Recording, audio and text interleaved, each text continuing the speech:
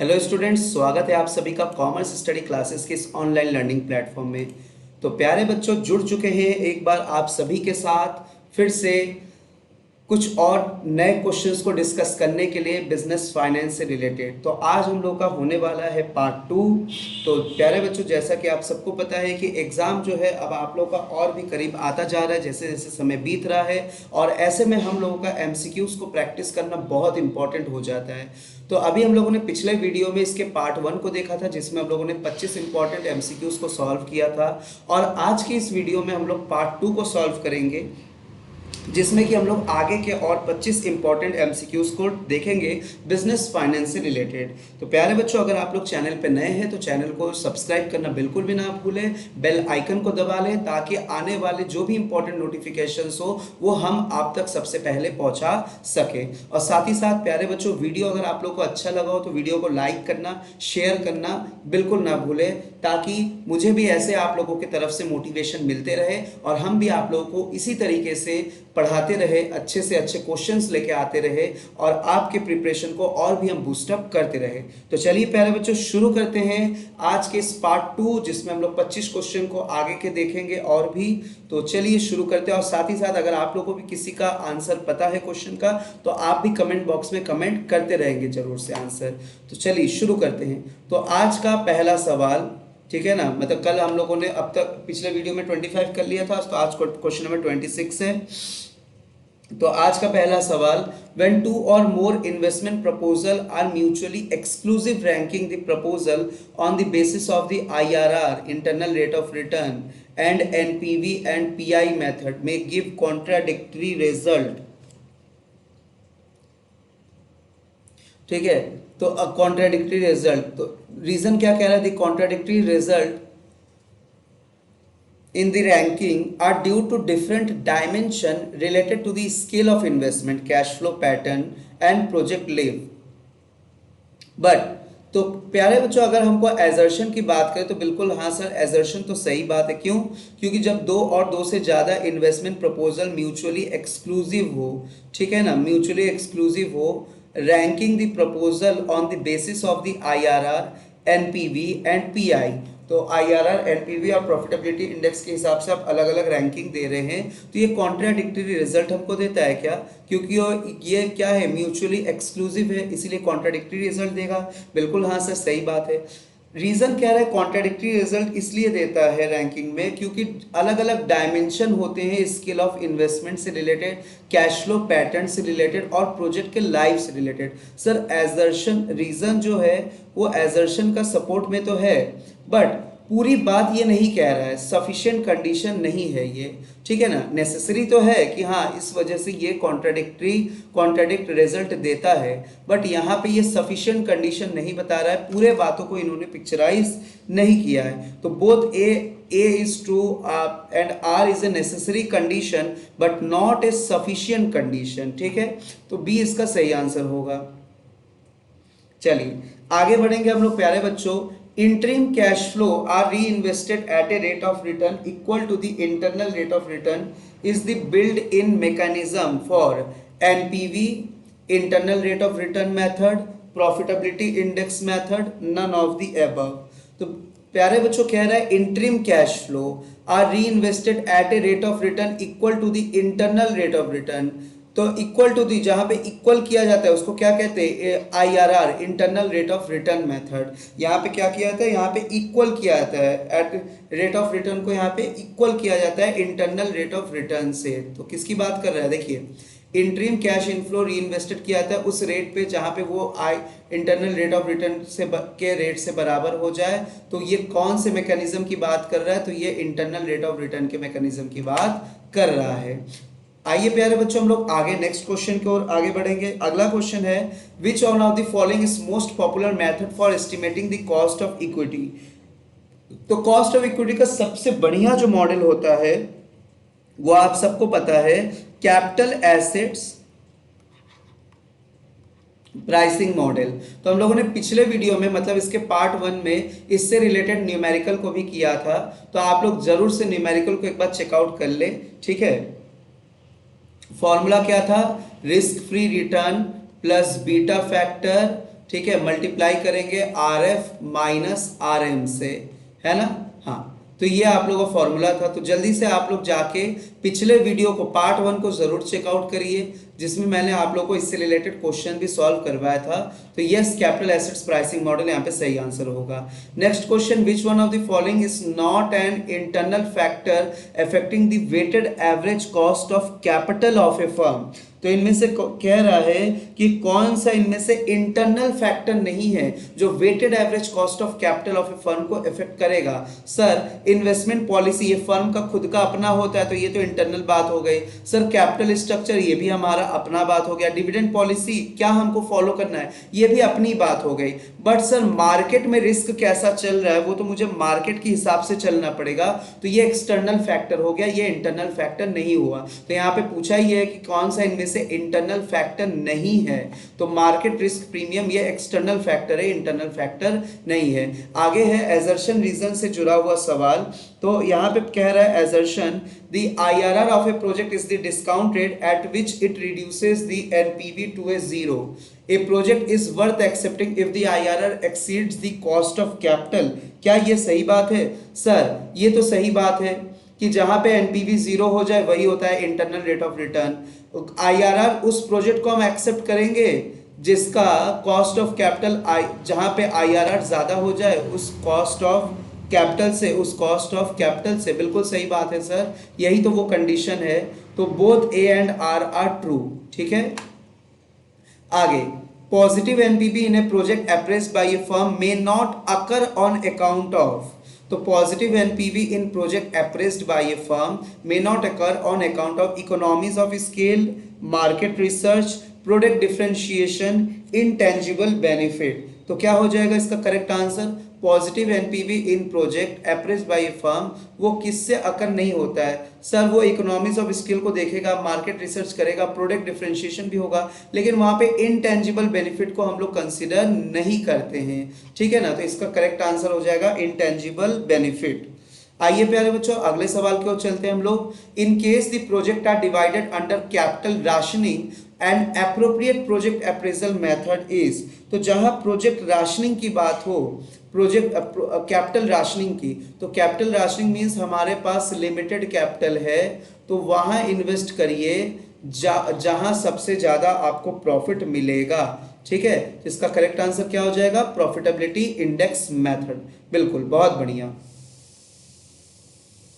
हाँ, ये तो सही आंसर है। अगर आप कहें कि सर जहाँ कैपिटल रेशनिंग वो भी वहां पे वो भी तो चेक करेंगे, अगर हमारे पास लिमिटेड कैपिटल है तो मेरा पैसा कितना जल्दी मेरे पास घूम के आ जाएगा, भाई ये तो जरूर आप करेंगे, ये तो एकदम इनिशियल हो गया। बट आप ये नहीं सोचेंगे कि हम अपने लिमिटेड कैपिटल को वहां लगाए जहां पे मुझे प्रॉफिट मिले ज्यादा से ज्यादा, ये भी तो सोचेंगे आप। भाई ये तो एकदम इनिशियल बात हो गया कि पैसा लगा के 100 रुपए लगा के 100 रुपए ले ले, तो ये कोई बहुत बहादुरी की बात है। आपने कहा कि सर लिमिटेड कैपिटल है, 100 रुपए लगा है, 100 रुपए मिल गया, बहुत बढ़िया हो गया। बट मैंने कहा इस 100 रुपए को वहां लगाइए ना जहां 100 से ज्यादा आपको रिटर्न मिलेगा, 100 प्लस। तो क्या इसको आप देखेंगे पहले कि पहले आप इसको देखेंगे? तो सर पहले तो हम तुरंत इसको सोचेंगे कि ऐसा कौन सा प्रोजेक्ट है जहां पे मुझे ये चीज मिलेगा, तो दैट इज प्रॉफिटेबिलिटी इंडेक्स। चलिए नेक्स्ट क्वेश्चन की ओर आगे बढ़ेंगे। Which one refers to cash inflow under payback period method.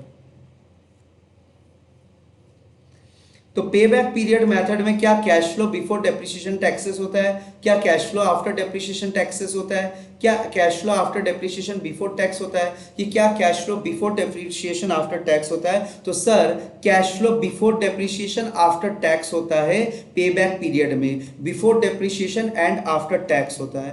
अगला question, the concept of present value is based on the concept of present value को हम लोग कहते हैं प्रेजेंट वैल्यू को हम लोग प्यारे बच्चों कहते हैं डिस्काउंटिंग फैक्टर, ठीक है ना। डिस्काउंटिंग, प्रेजेंट वैल्यू में आना, फ्यूचर से प्रेजेंट में आना।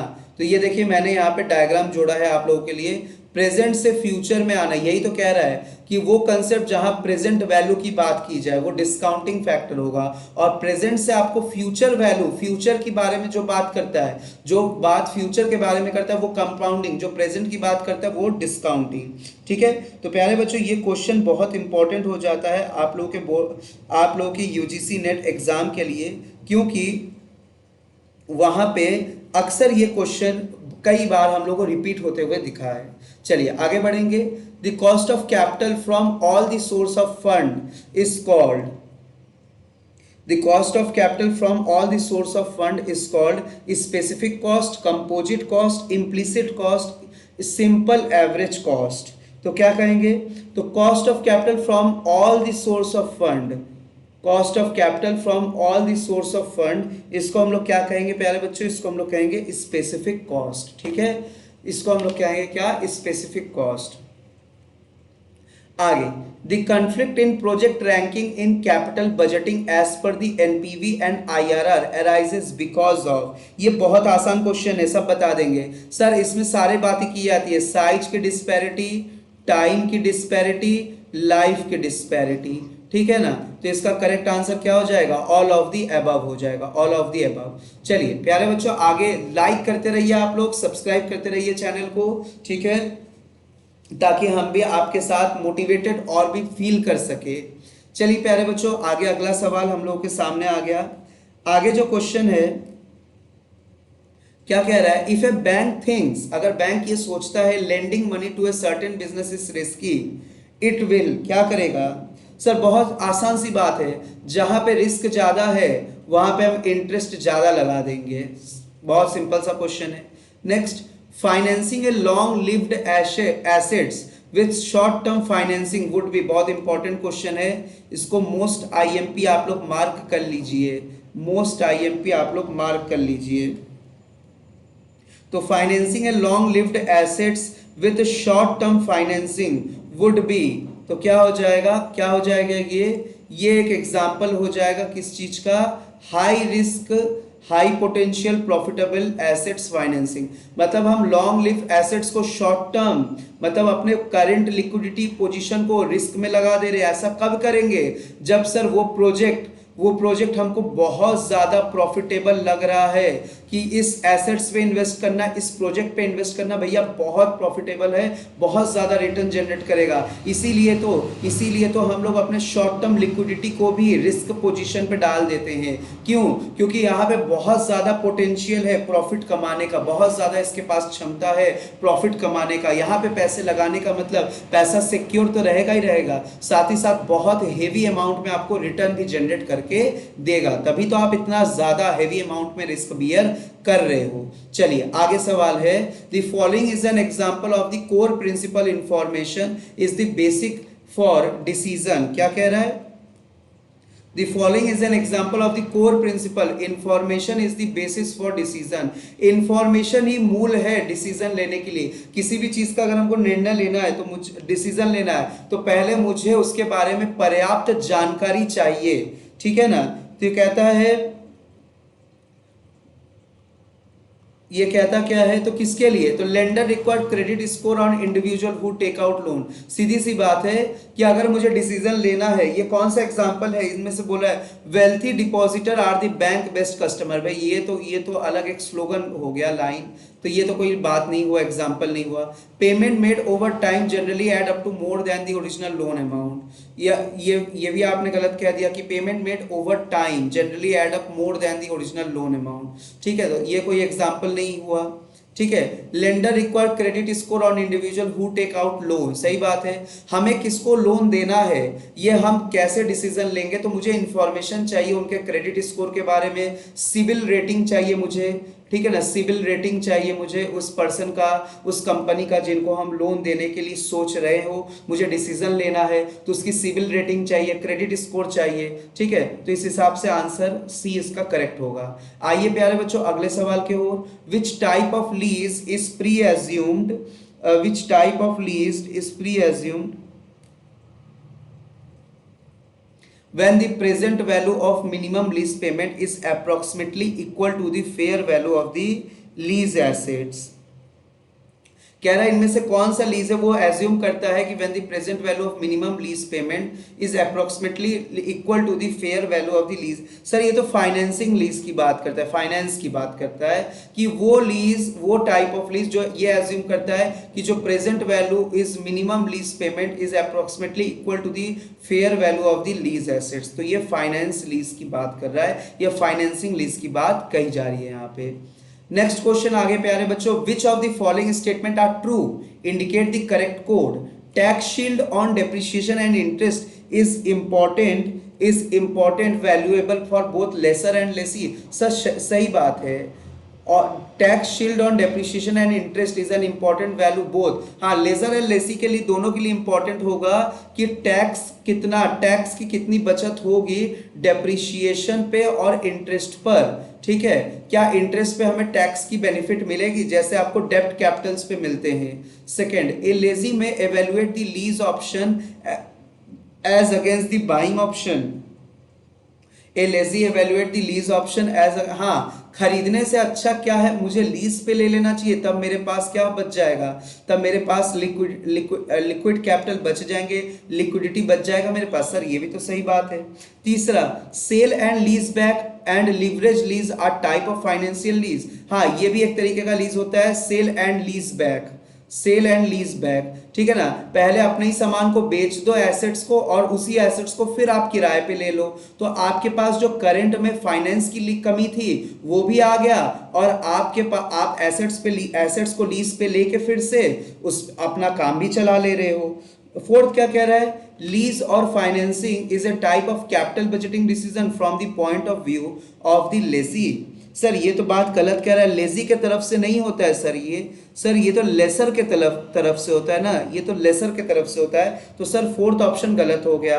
तो हमारा सही आंसर क्या हो गया, 1, 2 एंड 3। तो ऑप्शन नंबर डी आपका करेक्ट हो जाएगा, ऑप्शन नंबर डी।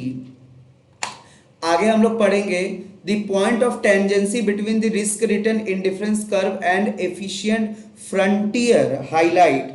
क्या हाईलाइट करता है ये, सर ये हाईलाइट करता है वो टेंजेंसी पोजीशन, टेंजेंसी मतलब ये टेंजेंट लाइन। ठीक है ना, the point of tangency between risk return indifference curve, ठीक है ना, risk return indifference curve and efficient frontier highlight. तो क्या ये हाईलाइट करता है, ये हाईलाइट करता है सर ऑप्टिमल पोर्टफोलियो को इंडिकेट करता है। नेक्स्ट बात करेंगे, riskiness of investing in dash is more than the riskiness of investing in. तो देखिए, इक्विटी पे इन्वेस्ट करना ज्यादा रिस्की होता है। ठीक है, इक्विटी पे इन्वेस्ट करना ज्यादा रिस्की होता है देन डिवेंचर पे इन्वेस्ट करना, क्योंकि इस पे तो फिक्स रेट से इंटरेस्ट भी मिलता है, और जब कंपनी वाइंड अप होती है तो इसका जो प्रिंसिपल अमाउंट है वो भी पहले रिटर्न कर दिया जाता है बिना equity share holders, preference share holders को पेमेंट किए बगैर। तो इक्विटी में रिस्कीनेस ज्यादा है डिवेंचर के मुकाबले, तो B is the correct option. आगे प्यारे बच्चों अगला सवाल है, which capital investor are long term investor who are prepared to take the risk that the entrepreneurial project can fail. तो कौन सा कैपिटल इन्वेस्टर है जो लॉन्ग टर्म इन्वेस्टर की बात करता है, who are prepared to take the risk को आप लेना चाहते हैं। देखिए लॉन्ग टर्म रिस्क लेने की बात करता है that the entrepreneurial project can fail. अगर एंटरप्रेन्योरल प्रोजेक्ट की बात कर रहा है, लॉन्ग टर्म रिस्क की बात कर रहा है, तो ये वेंचर कैपिटल की बात की जा रही है, यहाँ पे वेंचर कैपिटल की बात की जा रही है। ठीक है, चलिए अगला सवाल, ए portfolio having to risky security can turn the risk less if. ठीक है, तो एक में रिस्क बढ़ेगा तो दूसरे में घटा दो। ठीक है, तो नेगेटिव कोरिलेशन होना चाहिए, एक बढ़े तो दूसरा घट जाए, दूसरा घटे तो एक बढ़ जाए, ऐसा नेगेटिव कोरिलेशन। आइए प्यारे बच्चों अगला सवाल स्टेटमेंट बेस्ड का क्वेश्चन है। तो स्टेटमेंट कह रहा है the most common type of spontaneous finance is trade credit. Sir बात तो सही कह रहा है, ट्रेड क्रेडिट तुरंत मिल जाता है हमें, स्पॉन्टेनियस तुरंत मिल जाता है। Two different firm get the same size short term loan for identical purpose and with identical risk profile. ये भी बात सही है, दो डिफरेंट फर्म एक ही समय पे शॉर्ट टर्म लोन्स प्रोवाइड कर लेता है अपने आइडेंटिकल पर्पस के लिए भी और आइडेंटिकल रिस्क प्रोफाइल के लिए भी। ठीक है ना, ये चीज सही बात है, इसको कहते हैं हम लोग क्या, ट्रेड क्रेडिट कहते हैं। तो बोथ स्टेटमेंट आर ट्रू, दोनों स्टेटमेंट क्या है प्यारे बच्चों, यहाँ पे दोनों सही बात है। अगला सवाल देखिए, जो क्वेश्चन सीधा सीधा है मैं उस पर एक्सप्लेनेशन नहीं दे रहा हूँ। ठीक है, जो क्वेश्चन मुझे लग रहा है एक्सप्लेनेशन देना चाहिए, घुमाया हुआ सवाल है, मैं उसी पे एक्सप्लेनेशन कर रहा हूँ। जैसे कि मैंने पिछले सवाल पे सारे क्वेश्चंस पे एक्सप्लेनेशन दिया था, क्योंकि सारे क्वेश्चन घुमाए हुए थे, न्यूमेरिकल बेस्ड क्वेश्चन भी थे। ठीक है, चलिए आगे सवाल है प्यारे बच्चों, and overdraft is where a business is permitted to over spend on its bank account up to an agreed limit. Sir बिल्कुल सही बात है, 11वीं क्लास से पढ़ रहे। A debenture is a long term loan, ये भी बात सही है। सर दोनों स्टेटमेंट तो करेक्ट है, बोथ स्टेटमेंट आर ट्रू। देखिए कितना सवाल सीधा सवाल है। क्या इस पे भी किसी बच्चे को एक्सप्लेनेशन चाहिए, किसी कैंडिडेट को एक्सप्लेनेशन चाहिए? मुझे बिल्कुल नहीं लगता ऐसा। ठीक है, चलिए एजर्शन रीजन का क्वेश्चन है, sale and lease back technique is a type of lease agreement. Sir बिल्कुल सही बात कर रहे हैं आप। तो it enable sale and lease back is a technique of lease agreement. हाँ ये लीज एग्रीमेंट होता है, अभी हम लोगों ने पिछले सवाल में भी देखा था। It enable the lessee to improve their liquidity. क्या ये एनाबल करता है लिक्विडिटी मेंटेन करने के लिए? हाँ सर लिक्विडिटी भी मेंटेन करता है, बट रीजन जो है लीज एग्रीमेंट का एक्सप्लेनेशन नहीं दे रहा है। ये कह रहा है क्या कि लीज एग्रीमेंट होने से क्या सेल एंड लीज बैक से हम अपने लिक्विडिटी को सुधार कर सकते हैं। यहाँ पे लीज एग्रीमेंट के बारे में कुछ नहीं बोला है। तो yes both are correct but not the correct explanation. ठीक है, ये आंसर हो जाएगा इसका। Next match the column. देखिए बहुत बढ़िया सवाल है, match the column. Equity share एक परमानेंट सोर्स ऑफ कैपिटल होता है कंपनी के लिए। देखिए प्यारे बच्चों बहुत आसान है, मैं कलर चेंज कर लेता हूं आप लोगों के लिए ताकि आप लोगों को समझ में आए। तो equity share permanent source of capital है। इंटर कॉर्पोरेट डिपॉजिट क्या होता है? तो सर ये डिपॉजिट होता है एक कंपनी का दूसरे कंपनी के लिए 6 महीने के लिए, बस 6 महीने के लिए, ये वाला। तो ए का 3, बी का 2। ट्रेड क्रेडिट क्या होता है? अभी अभी आप लोगों ने पढ़ा सर, ये एक स्पॉन्टेनियस क्रेडिट होता है, इमीडिएट पेमेंट मिल जाता है इसमें। ठीक है ना, तो सी का 4 होता है। और पब्लिक डिपॉजिट क्या होता है? Deposit raised by business directly from the public. तो डी का 1, डी का 1। तो अगर आप इक्विटी और पब्लिक डिपॉजिट भी मैच कर लेंगे तो भी आपका आंसर मिल जाएगा। ठीक है, डी का 1 हो गया। 3241 देख लीजिए कौन सा है। तो सर 3241 हमें जो दिख रहा है अपने ऑप्शन में वो ऑप्शन नंबर बी दिख रहा है। तो बहुत बढ़िया प्यारे बच्चों, option number B is the correct. 3241 is the correct option. तो प्यारे बच्चों नेक्स्ट क्वेश्चन है आप सबके सामने, risk of portfolio can be minimized by which of the following. Portfolio risk को कैसे मिनिमाइज करेंगे? तो जब सर दोनों प्रोजेक्ट नेगेटिवली कोरिलेटेड हो। अभी हम लोगों ने पढ़ा नेगेटिवली कोरिलेटेड। देखिए एक ही क्वेश्चन को कैसे घुमा के पूछा है यूजीसी ने, ठीक है, एनटीए ने कैसे घुमा के पूछा है आप लोगों से। तो combining the two security having perfect negative correlation in their expected return, ये हो गया। तो इसका ऑप्शन नंबर बी हो गया। चलिए एक क्वेश्चन आप लोगों के लिए शगुन का क्वेश्चन। ठीक है, मैंने बोला था 50 क्वेश्चन, लेकिन एक क्वेश्चन आप लोगों के लिए शगुन के नाम। तो यहां पे भी मैच द कॉलम। तो सर लिक्विडिटी रिस्क क्या हो जाएगा? Risk related to the fluctuation of profit. हाँ सर बिल्कुल सही बात है। क्या ए का 4th कहीं मिल रहा है?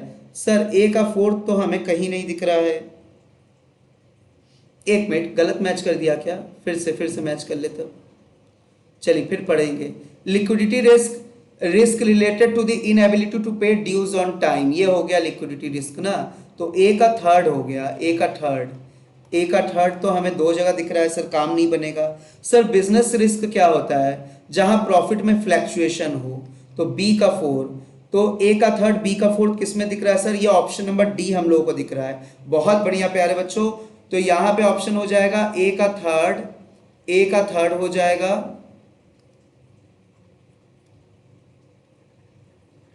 ए का 3rd हो जाएगा, बी का 4th हो जाएगा, सी का देख लीजिए। अच्छा फाइनेंशियल रिस्क, तो risk related to the firm के कैपिटल स्ट्रक्चर से रिलेटेड रिस्क, वो फाइनेंशियल रिस्क, सी का 2। और इन्फ्लेशन रिस्क जहां परचेजिंग पावर के रिस्क की बात करें तो डी का 1 हो जाएगा, डी का 1। तो 3421 ये आपका करेक्ट ऑप्शन होगा। ऑप्शन नंबर 4 है 3421।